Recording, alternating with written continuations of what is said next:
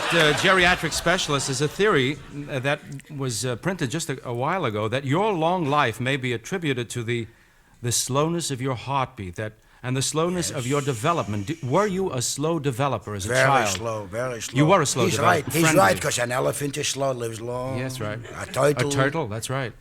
Slow, they're long. So you were... all my things... As a youth, you were very slow. I started everything low and slow. Yes. Low and slow. I breastfed for 200 years. Really? Yes. Well, now, I love that. Not now, sir. I look back at that as the happiest part of my life. I'll tell you the truth. Now, how could you? Who did you breastfeed with? Who breastfed you? I used to con a lot of ladies into doing it. They took pity on me. And it was just breastfeeding. Oh, it was a thrill, let me tell you. Now, and what other parts developed slowly? Now, that's your... Well, it took me 200 years before I got my public hair. Yes. You mean hair? You mean your chest hair and your genital hair? My what? Your hair around your private parts. Yes. We don't say genital, we say a gentle parts. Your gentle parts. You have to be very gentle. That's there. called pubic. Yes. That's not called public hair. It's called pubic hair, sir. No, I don't mean to correct you. I got my pubic hair when I was about 15 or 16. I'm talking my public hair. What are you talking about? Yeah. The hair on your chest, your arms, your head, the hair the public can see. I see. I see. Not private. Yes. Sir, what was your diet like 2,000 years ago? 2,000 years ago, we only ate what God meant, the organic, the natural. Like what? Clouds, stars, rocks. We ate big things. Yes, well, but there was no nutrition in that. There was no nutrition in that. Didn't you? You had to keep searching. You don't know. Look, do you know many parts of a pine tree are edible? Yes, do you know that? Yes, I've heard that. I've heard that. Yes. Yes. And did you know that pussy willows make a lovely dessert? No, I didn't. I didn't know. Well, what else did you? What else did you eat just beside pussy willows? What about live things that? Oh yes, you could eat insects too, but you know. Did you eat insects? Yes, you have to be careful of the red ant. Yes. Because they're hard to kill. So if a few live ones are on your tongue, they'll eat your tongue before you'll eat them. I see. You have to be very fast. So red ants. You must be very careful. Because it's more or less a race with them. Who eats who, you know? Well, now, they're very quick. You obviously don't eat red ants and rocks today because you can avail yourself of the foods that exist. 2013 years old. Yes. Very careful. What does your diet consist of today? Very strict diet. Strict diet. Very strict. Almost nothing. No starches. No starches. No starches. No, so because starch turns to sugar. Sugar turns to diabetes. Diabetes turns to the grave. Yeah, I see. So there are starches around. No starch. Starches around. No meats, because meats are fat, and fat is cholesterol. And foul? Cholesterol, and no foul. Foul is foul. You don't eat foul. No good for you. No. You know the chickens eat crap. So there's no starches, no fowl, no meats. No meats and no fowls. What about fish? No fish iodine. Too much iodine, you get a goiter, your eyes will spring out of your head. I see. So you don't want any fish? No, sir. Well, then naturally you live on vegetables. No, fruits and vegetables are very bad. Very bad. They're very bad. They're roughage and they make tons and tons of gas. And I have to be very careful because if I make a blues, I could blow myself out of this world. Yes, at your age, no gas. Yes, I'm not allowed to have gas. Very brittle. I understand that. But so what do very you eat? Little. So you have nothing to eat. That you've left yourself nothing to eat. Cool mountain water. 10 degrees below room temperature. Just 10 degrees. And just cool mountain water. And that's all just you eat? That. That's all you eat all that day? That and a stuffed cabbage. That's all. That's all I eat. That's all I live on. What? The stuff... Is that allowable on your diet? Is the stuffed cabbage allowable? Who the hell cares if it's allowable? I love it. What am I going to live for? A little mountain water? You think I'm going to stay alive? Sir. Are you crazy?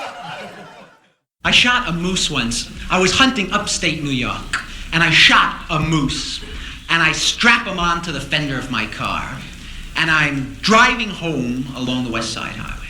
But what I didn't realize was that the bullet did not penetrate the moose. It just creased his scalp, knocking him unconscious. And I'm driving through the Holland Tunnel, and the moose woke up. So I'm driving with a live moose on my fender. And the moose is signaling for a turn, you know? And there's a law in New York State against driving with a conscious moose on your fender Tuesdays, Thursdays, and Saturday. And I'm very panicky. And then it hits me. Some friends of mine are having a costume party. I'll go. I'll take the moose. I'll ditch him at the party. It wouldn't be my responsibility. So I drive up to the party, and I knock on the door. The moose is next to me. My host comes to the door. I say, hello. You know the Solomons. We enter. The moose mingles. Did very well. Scored.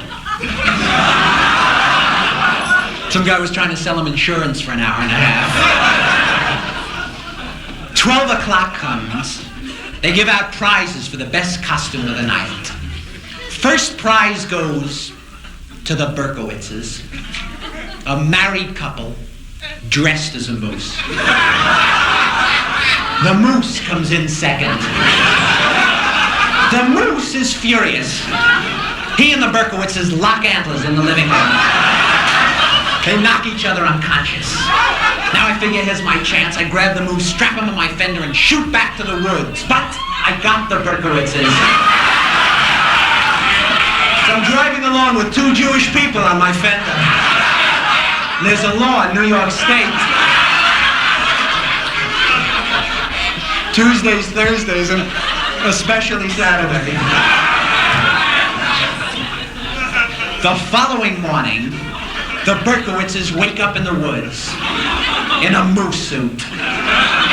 Mr. Berkowitz is shot, stuffed, and mounted at the New York Athletic Club. And the joke is on them because it's restricted.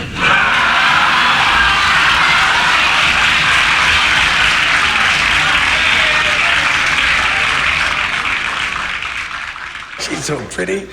How much you weigh, honey? 100? I had more than that for lunch. Some pretty girls in New York. And some ugly ones.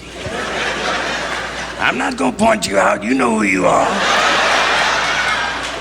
Sitting up there trying to look better now. There's some ugly kids here in New York. Why? Because there are ugly parents here in New York. The ugly kids come from ugly parents. If you think I'm lying, follow an ugly kid home and see don't somebody ugly open the door for him.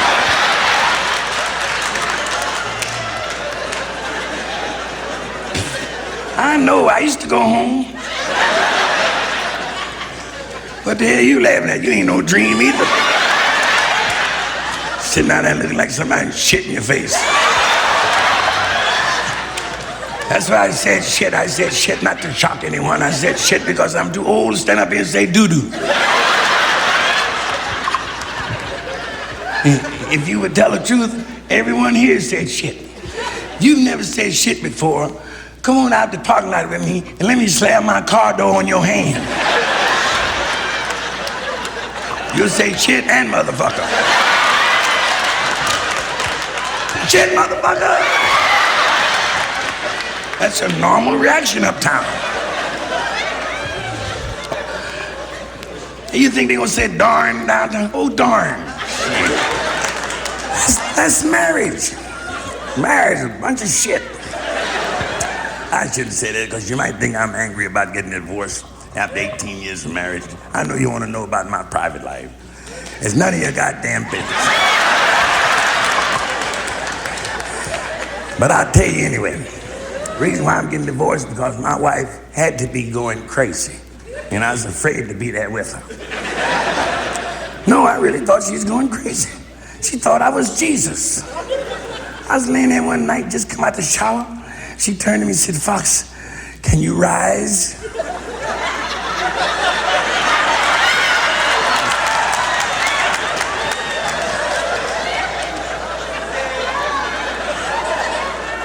I said, yeah, if you can hold on till Easter.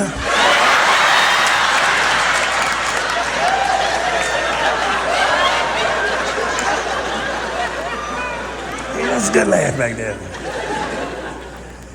Damn, Eric. None of your goddamn business. What I got in the cup didn't cost you nothing. Remember, that's where Lincoln got it.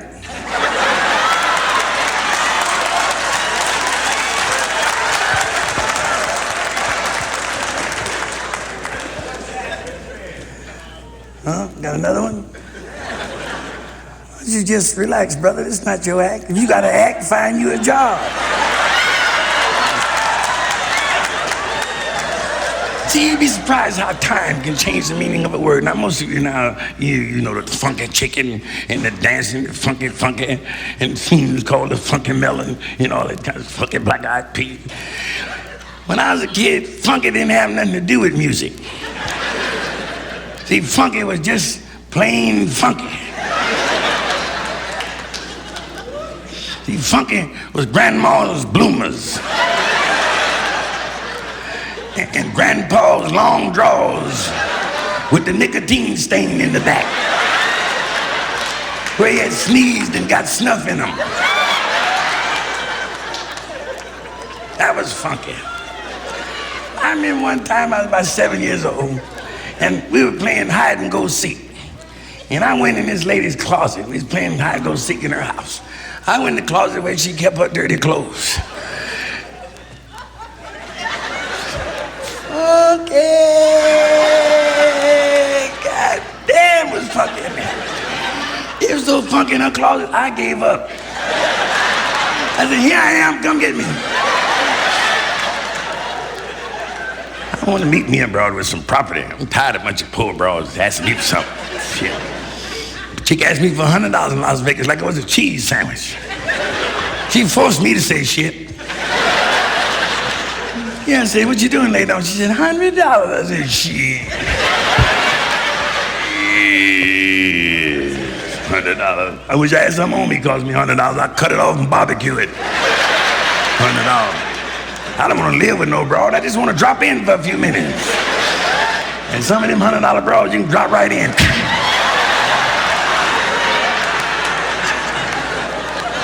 Don't look at me. Show me a husband who won't, and I'll show you a neighbor who will.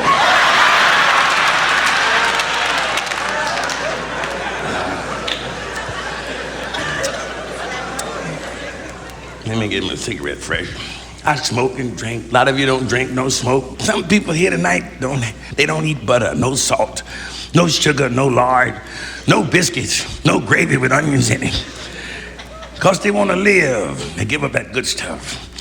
Neck bone, pigtail. You're going to feel like a damn fool laying at the hospital dying from nothing.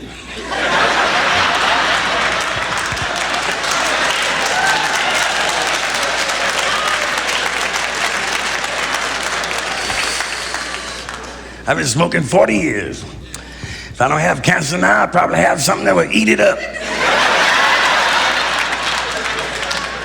Cancer better not fuck with my body. I mean that.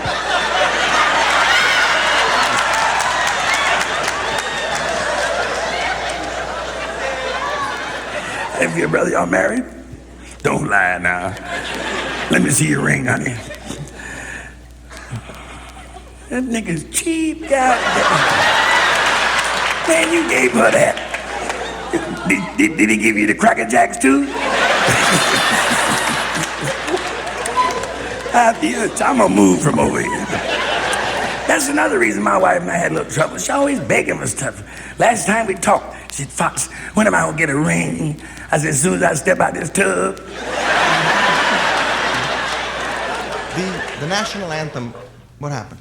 Oh, someone got up. No, you don't have to stand. The national anthem of this country, the Star-Spangled Banner, is going to have to be rewritten very soon. Nobody sings it on the way to work anymore. Remember the good old days? You'd pass a guy going to work. Oh, say, can you see? Hello, Dr. Brown. They don't do that. What's the fair way to rewrite this kind of a song? By the way, you people here, you really can't see during this bit, can you? Because the piano. Those are the goon seats. You'll find a picture and a resume under the seat. Read along. Let me update it. Put down riding and swimming, okay?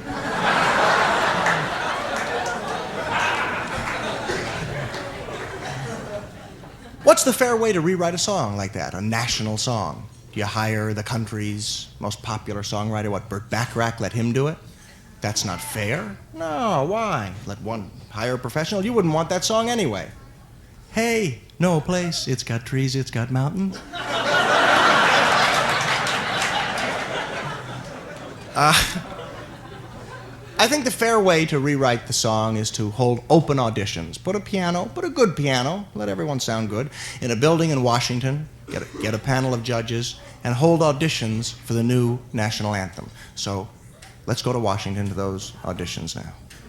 Not literally, of course, I meant comedically. Listen, last night I said that, and 30 people went out in the alley and waited for like a bus to take them, and of course there was no bus there, and I felt like a fool. All right, please be quiet. Ladies and gentlemen, we have a lot of you. We got to get through it. Please be quiet. Very quickly. Sit down at the piano, state your name, where you're from, play your song, all right? Don't give us any please be quiet. Don't give us any titles. We'll call them all the anthem. If we like it, we'll get your title from you later, okay? State your name, where you're from, play your song. We'll stop you when we've heard enough. Let's go quickly. You're first. First. Ted Rutherford, Dallas, Texas.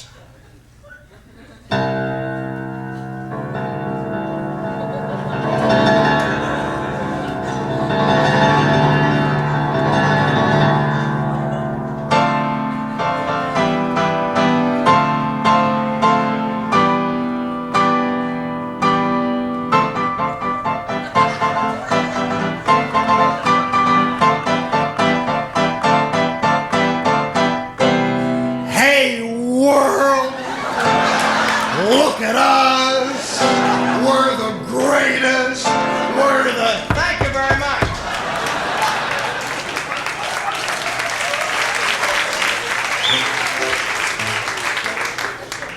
Dan Allen, Denver, Colorado.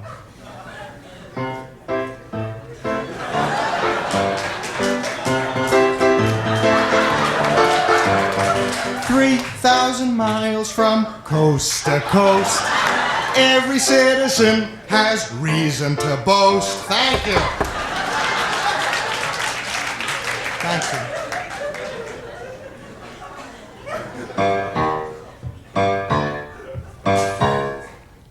My name is Leroy Williams.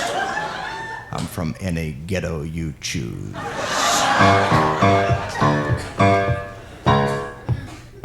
You jail all your black. Thank you.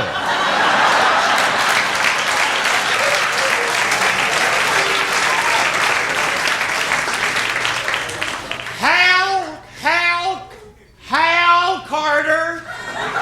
I lived the last 75 years in Michigan. I was born there. I'm 75 years old. While we stand here waiting for the ball game to start, let's give thanks for our home and our two-car garage. Let's give thanks for TV. Thank you. Let's give thanks. Thank you. Thank you. Kid, stand over there, kids. All right. Hi, I'm Lee, and the kids here to my left are the Anthemites. And we're from Sarasota, Florida. Ready? Ooh, I like the USA. Ooh, ooh. I like the USA. Ooh. It's better than Russia or China. Ooh, it's better than Yugoslavia. Thank you. Thank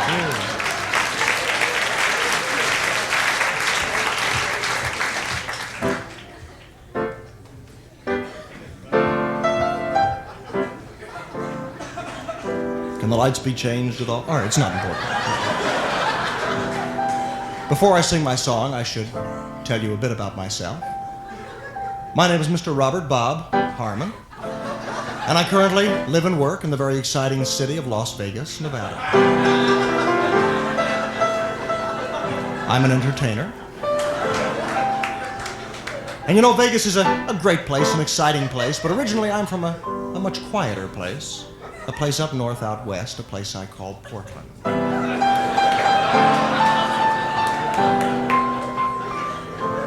What a great place it is. In one 30-square-mile radius, there's more to do than almost anywhere in the world. There's hunting and fishing and boating and camping. Get on with it! I am. It's how I get into it in the actor.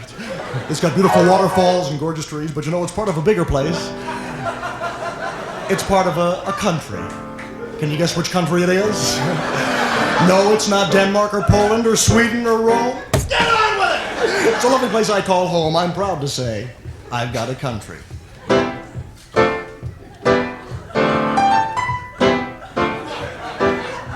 Got a country. I spell it A-M-E-R-I-C-A. Get off the stage! Thank you. Thank you.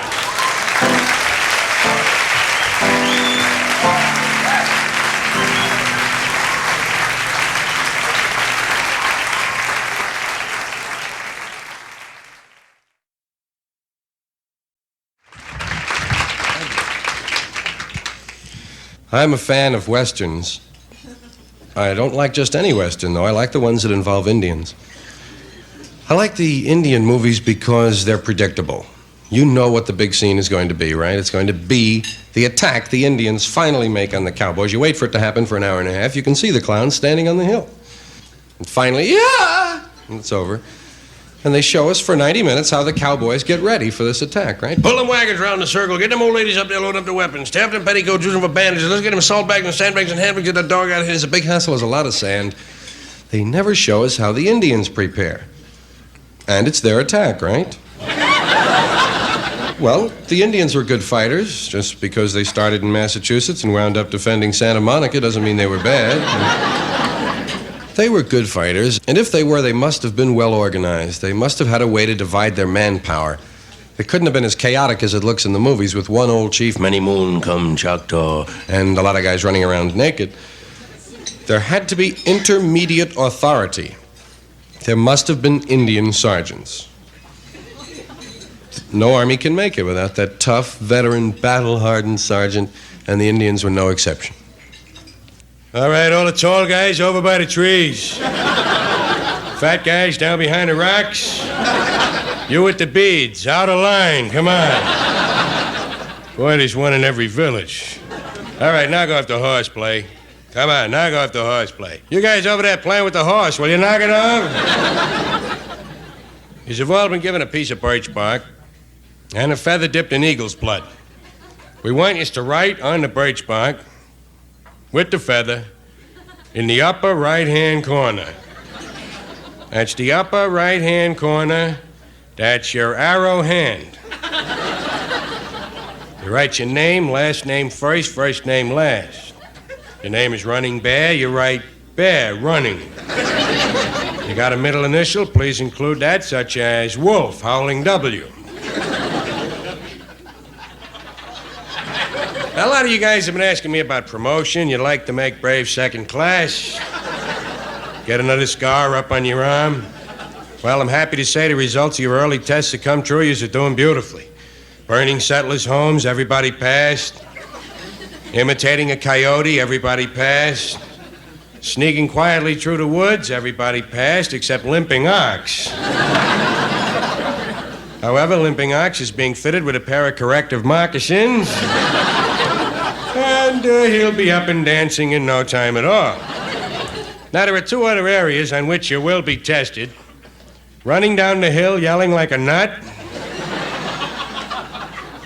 And leaping off the cliff, which is considered to be the tougher of the two. A lot of fellas like to save leaping off the cliff for last. Couple other announcements for you here. The fertility rites have been called off. Due to the recent cold wave, there'll be a rain dance Friday night, weather permitting. Got a great band, Leapin' Lizard and the All-Stars. They'll be playing all your favorite tunes, Pass That Peace Pipe, Indian Love Call, Sweet Sue, all them tunes you've come to know and love through these many moons. Okay, one other thing. There's another item that goes on your clothing list, and that is your loin cloth. Now, that goes down on your list as one each cloth loin type. That there is your loin clot. This'll want to get to know and love your loin clot. Someday it may save your life. There'll be a massacre tonight at 9 o'clock. We'll meet down by the bonfire, dance around a little, and move out. This'll be the 4th straight night we've attacked the fort. However, tonight it will not be as easy. Tonight there will be soldiers in the fort. Happy to say I'll be leading the massacre. I'll be running down front. You'll see me. I'm the one that's on fire. And the uniform of the day, it's a formal massacre. You want your Class A summer loincloth, 2 green stripes over the eye, no feather. Arms are blue, legs are red, chest is optional. You might throw a little yellow on the bellies. No, you can't put any purple on your eyelids. Ain't you the guy with the beads? Get out of line, would you please, pal? Thank you.